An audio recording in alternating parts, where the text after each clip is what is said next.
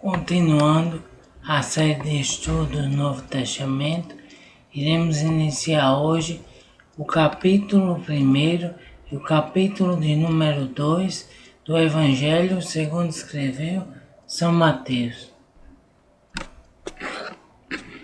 Primeiramente, gostaria de ler o texto bíblico.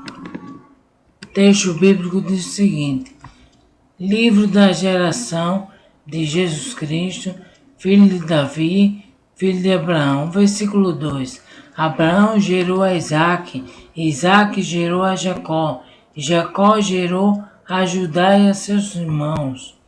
Judá gerou de Tamar a Pérez e a Zerá, e Pérez gerou a Esrom, e Esrom gerou a Arão, e Arão gerou a Aminadab, e Aminadab gerou a Nazon, e Nazon gerou a Salmão, e Salmão gerou de Raabe a Boaz, e Boaz gerou de Rute a Obed, e Obed gerou a Jessé.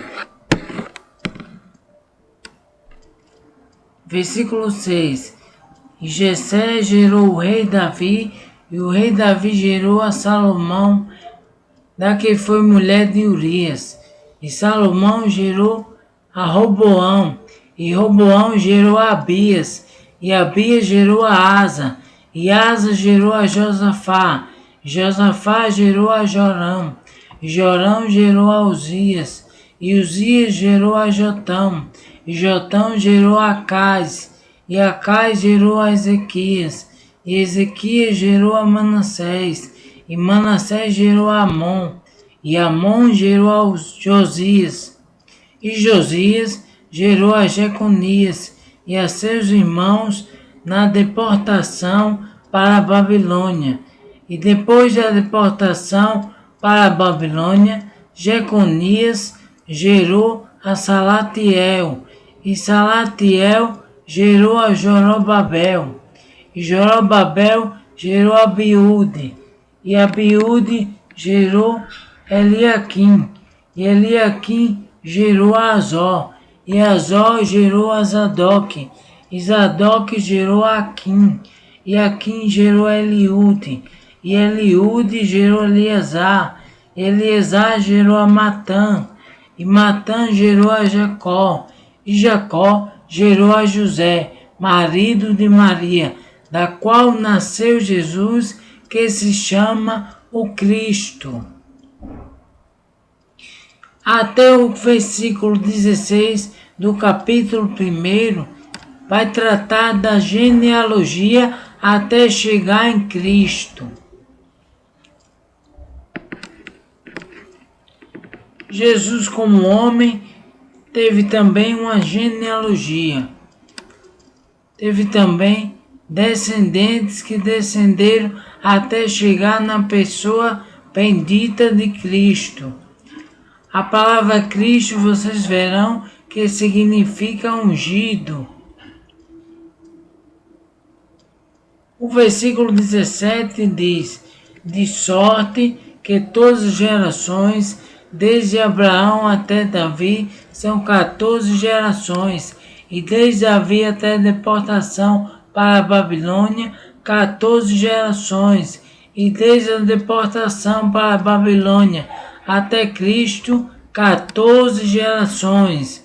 Ora, o nascimento de Jesus Cristo foi assim, que estando Maria, sua mãe, desposada com José, antes de se ajuntarem, achou-se ter concebido do Espírito Santo. Então José, seu marido, como era justo e não queria infamar, intentou deixá-la secretamente.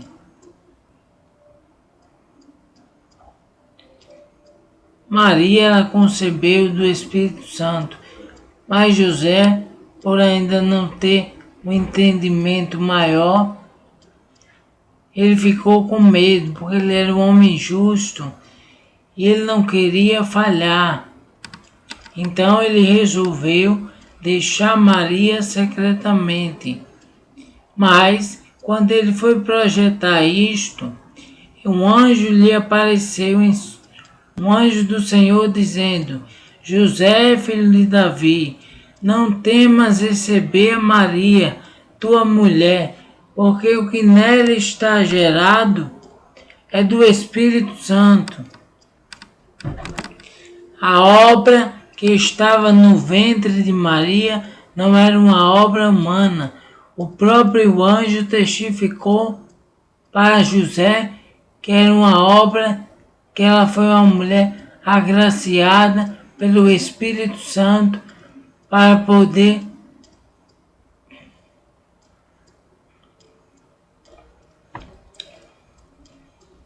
Ela foi uma mulher abençoada pelo Espírito Santo para poder gerar a Cristo.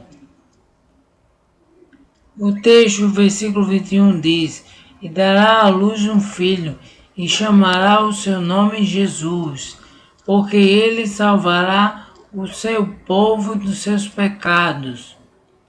Tudo isto aconteceu para que se cumprisse o que foi dito da parte do Senhor pelo profeta, que diz: Eis que a virgem conceberá e dará à luz um filho, e chamá-lo-ão pelo nome de Emanuel, que traduzido é Deus conosco. E José, despertando do sono, fez como o anjo do Senhor lhe ordenara, e recebeu a sua mulher. E não a conheceu até que deu à luz seu filho, o primogênito, e pôs-lhe por nome Jesus. Uma das coisas que é bem certa é que a Bíblia relata os irmãos de Jesus. A Bíblia não esclarece, mas cita os irmãos de Jesus. Como fala que de Maria o primogênito foi Jesus, é porque ela teve outros. Não foi apenas Deus gerado em seu ventre. Já em Mateus,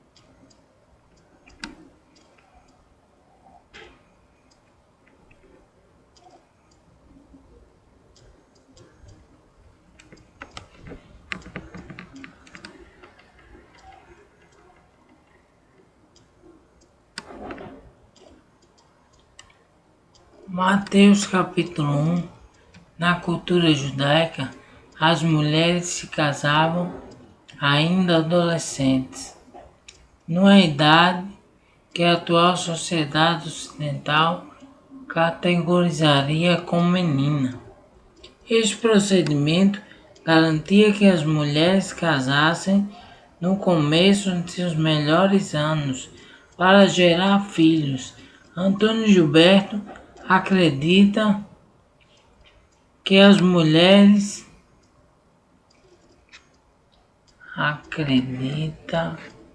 que Maria estava na adolescência.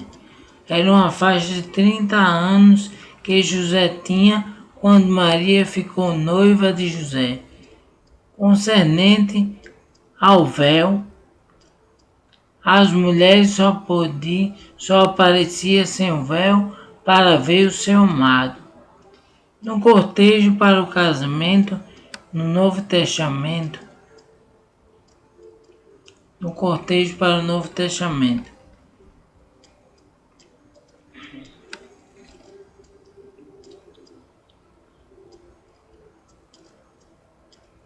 Era uma faixa de 30 anos que José tinha quando Maria ficou noiva de José.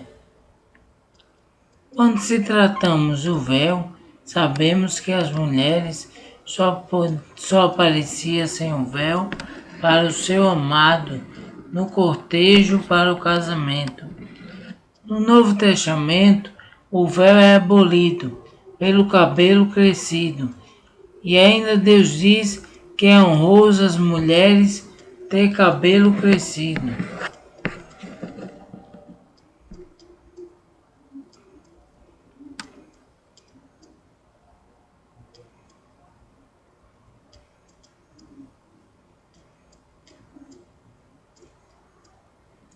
Alguém sugeriu que a doutrina do nascimento virginal de Jesus procede de um uso imaginativo da passagem de Isaías, manejando pela criatividade da igreja primitiva, ou seja, a igreja arquitetou o relato, a pretensa ilegitimidade da concepção de Jesus.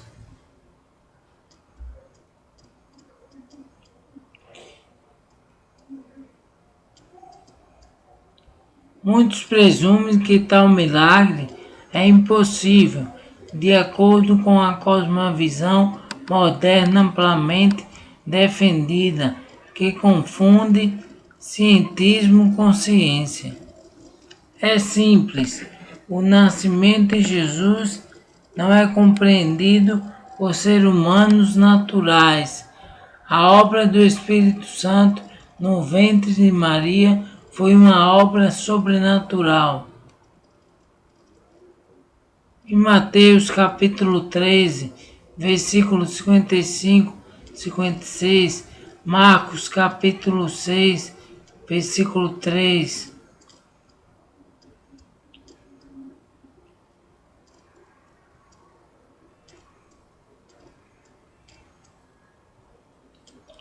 Vamos ver em Mateus capítulo 13, versículos 55 e 56, e Marcos capítulo 6, versículo 3, que a Bíblia faz referência aos irmãos de Jesus.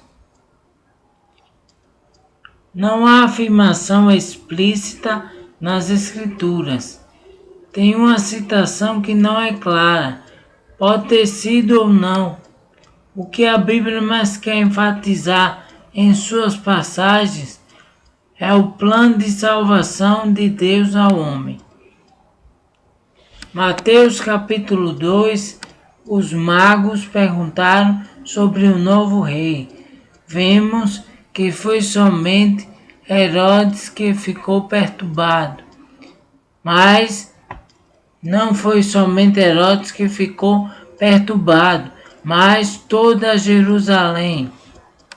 Não se pode dizer com certeza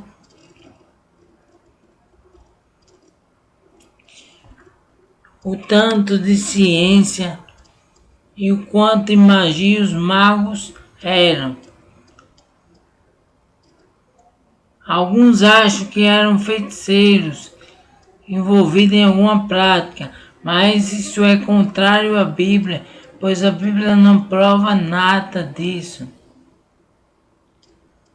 Pelo contrário, a Bíblia prova que eles conheciam as Escrituras, sabiam as profecias, como se daria a profecia acerca de Cristo.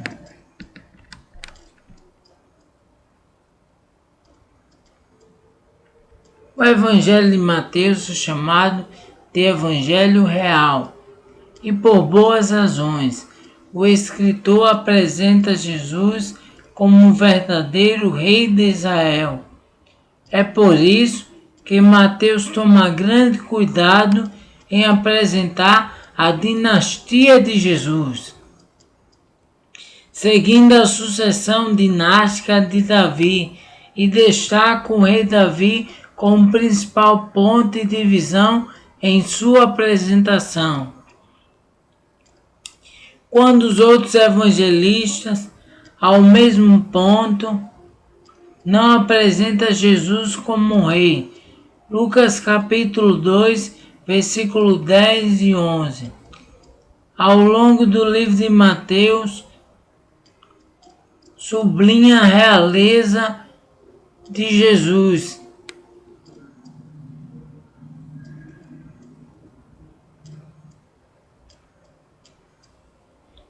Como falei, e também trata do Messias, que significa ungir.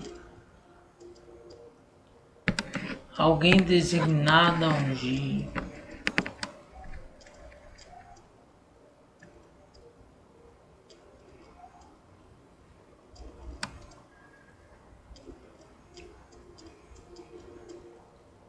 Mateus começa fazendo, de acordo com a prática do Antigo Testamento, a unir personalidades importantes com seus antepassados.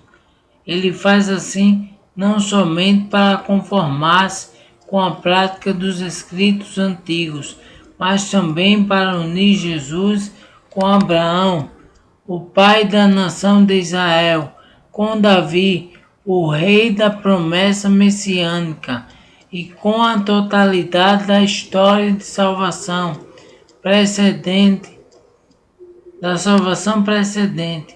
para mostrar que Jesus os cumpriu.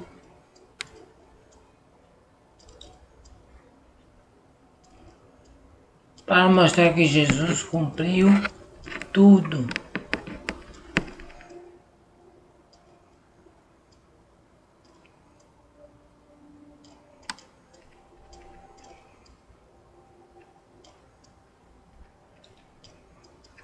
Interessante que a Bíblia fala de uns magos que vieram do Oriente. A Bíblia não fala quantos magos eram, diz apenas uns. Uns quer dizer mais que dois, mas não é porque ofereceram 3 presentes, ouro, incenso e mirra, que eram exatamente 3. Poderiam ser 2 e oferecer quantos presentes fossem, não importava. Não era a quantidade de presentes que daria para compreender quantos magos foram. A Bíblia não cita quantos magos eram, e o que a Bíblia não fala, eu procuro não falar, não dizer nada sobre isso.